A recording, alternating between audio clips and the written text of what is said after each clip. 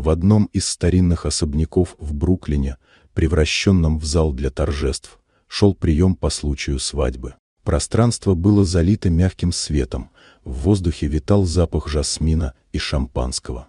Для Эмили это был день, к которому она шла не годами, а десятилетиями. Ей 34, и она всегда верила, что счастье не приходит вовремя, оно приходит тогда, когда ты к нему готова. На ней было платье, выбранное с вкусом, а на пальце — кольцо, за которым стояла история 7-летних отношений с мужчиной, которого она любила и в которого верила, Джейкобом. Он был умен, харизматичен и, как ей казалось, был добрым. Церемония прошла идеально. Все шло по плану. Во время выхода свадебного торта, украшенного белыми пионами и лентами из золотистой карамели, гости встали со своих мест. Сотни глаз и десятки камер следили за каждым движением.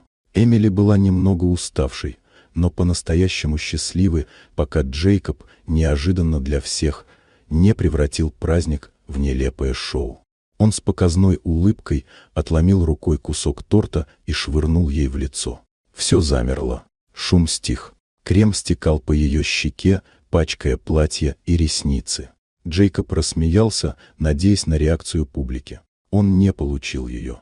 Эмили не дрогнула. Медленно вытерлась, сняла фату и, не сказав ни слова, вышла вперед. Попросила включить музыку.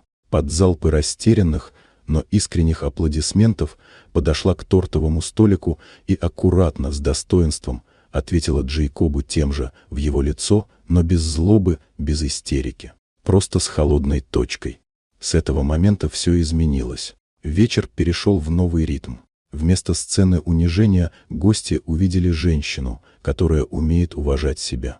Эмили танцевала, переодевшись в короткое черное платье, которое заранее подготовила для вечерней части. Ее поддержали друзья, родственники, даже диджей, который наблюдал за происходящим с профессиональным молчанием, а теперь не скрывал одобрения.